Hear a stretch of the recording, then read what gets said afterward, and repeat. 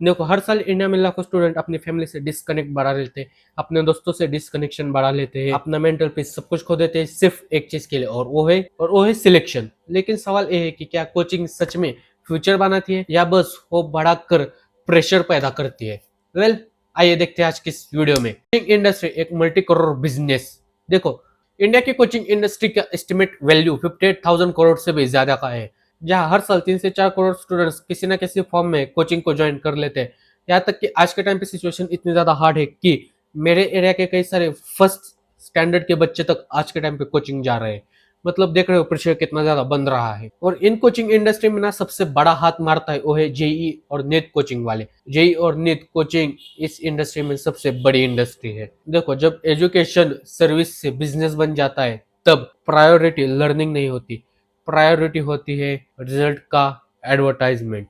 इसलिए हमें हमेशा पोस्टर्स पे ऑल इंडिया रैंक 1 ये दिखता है, फेलियर रेट कभी नहीं दिखता। देखो देखो, कोचिंग क्लासेस में हर साल लगभग 200 से 300 स्टूडेंट्स एडमिशन तो लेते ही होंगे।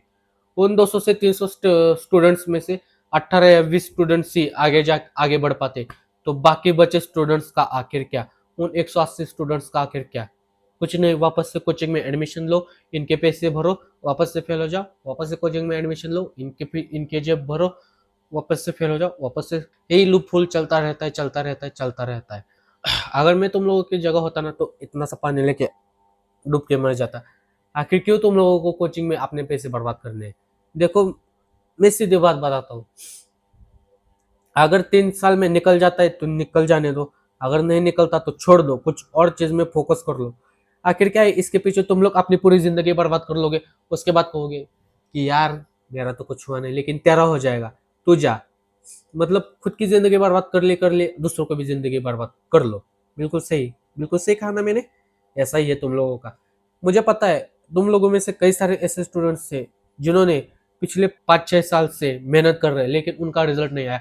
तो समझो ना, तुम लोग उसके लिए बने नहीं हो, कुछ और ट्राई करो, अपनी कुछ अलग एक्सपर्टीज ढूंढो ना। वही 5-6 साल में से 3 साल छोड़ दो, 2 से 3 साल में अगर तुम लोगों ने कुछ और किया होता तो आज की सिचुएशन कुछ अलग होती। बट नहीं, हमको तो यही करना है, हमको यही करना है, हमारा सपने ये।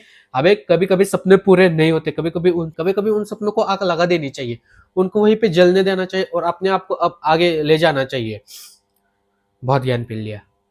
तुम लोग इस बात को ना इस चैप्टर से समझो कि chapter 2 selection ratio hard data के हिसाब से बता रहा हूँ। यही एडवांस में ना अपेयर करने वाले स्टूडेंट्स होते हैं 11 से 12 लाख, जिसमें से आईआईटी की सीट्स निकलती है सिर्फ 17,000। और अगर सिंपल सा कैलकुलेशन लगा ले तो इसका सक्सेस रेट निकलता है 1.4%। सोचो 1.4%, 11 से 12 लाख स्टूडेंट्स में से सिर्फ 1.4% स्टूडेंट्स ही आगे जा पाएंगे, बाकी बचे वापस से उनके पैसे भरते रहेंगे। नीट की बात कर लो तो वही है, अपेयर करने वाले स्टूडेंट्स होते हैं 20 लाख से भी ज्यादा, गवर्नमेंट मेडिकल सीट्स निकलते हैं मैक्सिमम 55,000 और success rate maximum to maximum 5 to 8% चला जाएगा। बट अभी के कैलकुलेशन के हिसाब से 2 to 3%। इसका मतलब 97-98% स्टूडेंट्स तो कोचिंग के बाद भी फेल हो रहे हैं, कोचिंग के पैसे बढ़ा रहे हैं और अपनी जिंदगी बर्बाद कर रहे हैं। और अगर मैं आपसे पूछूं कि इसमें कोचिंग सेंटर्स का क्या नुकसान हुआ, वेल उनका बिजनेस तो फेल ही नहीं होगा ना, उनका बिजनेस तो बढ़ता रहेगा। फेल तो सिर्फ एक ही चीज होगी और वो है तुम लोगों का कॉन्फिडेंस, स्टूडेंट्स का कॉन्फिडेंस। चैप्टर 3 डमी स्कूल्स और एजुकेशन का कोलैप्स। देखो, कोचिंग के चक्कर में ना अब डमी स्कूल्स का ना राइज बहुत ही ज्यादा बढ़ता जा रहा है। स्टूडेंट्स स्कूल्स को सिर्फ फॉर्मेलिटी देखने लगे हैं और practical learning, sports, social skills को तो बिल्कुल ही जीरो। देखो, तुम लोगों में से कितने स्टूडेंट्स हैं जिन्होंने स्कूल्स का सिर्फ फॉर्म भर के रखा है और वहां पे तुम लोग सिर्फ एग्जाम्स देने जाते हो, बाकी अपनी पूरी जिंदगी तुम लोग कोचिंग में बिता रहे हो। तुम लोगों से चूतिया इंसान कोई नहीं है इस जिंदगी में, मैं कह रहा हूं, तुम लोगों से चूतिया इंसान कोई नहीं है।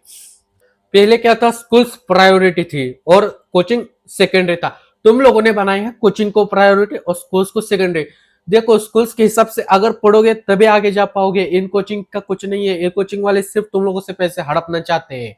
और प्रैक्टिकल लर्निंग, स्पोर्ट्स और सोशल स्किल्स, इनके बारे में तुम लोगों को पता है, वही बहुत बड़ी चीज है। देखो, तुम लोगों को मैं एक सिंपल सा सवाल पूछता हूँ, तुम लोग अपना कितना टाइम पढ़ाई में वेस्ट कर देते हो? तुम लोगों ने कितना टाइम इस पढ़ाई के पीछे गवा दिया, अपने पूरे खेल को छोड़ दिया, तुमने अपने अपनों से डिस्कनेक्शन बना लिया।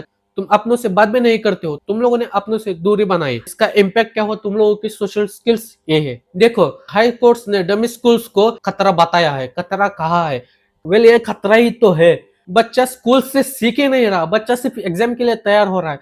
मैंने कई ऐसे स्टूडेंट्स देखे जो 9th क्लास से ही एमपीएससी यूपीएससी की तैयारी करने लग जाते हैं। मतलब अरे भाई कम से कम पहले 10th की बोर्ड को तो पास कर ले। नहीं, वहां पे कोचिंग चल रही है, वहां पे जाएंगे, वहां पे MPSC UPSC JE NEET advance इन सारी चीजों के बारे में पढ़ाई करेंगे। डॉक्टर बनना चाहते हैं, बनो ना बनो, बट जब टाइम आएगा उसकी पढ़ाई कर लो।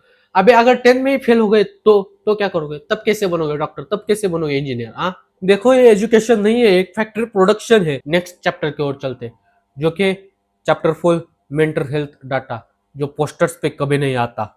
क्या राइम बना रहा हूँ मैं भी। देखो कॉम्पिटिटिव एग्जाम कोचिंग स्टूडेंट्स में ना anxiety, sleep disorders, depression, panic attacks का रिस्क नॉर्मल स्टूडेंट्स से ना काफी ज्यादा हाई होता है। नीट जेई के स्टूडेंट्स में ना chronicle stress level dangerously high होता है, और वहीं पे long study hours plus fear of failure, mental exhaustion हो जाता है। प्रेशर आज के टाइम पे इतना ज्यादा बढ़ चुका है कि स्टूडेंट्स पढ़ नहीं रहे बल्कि स्टूडेंट्स अब सर्वाइव कर रहे हैं।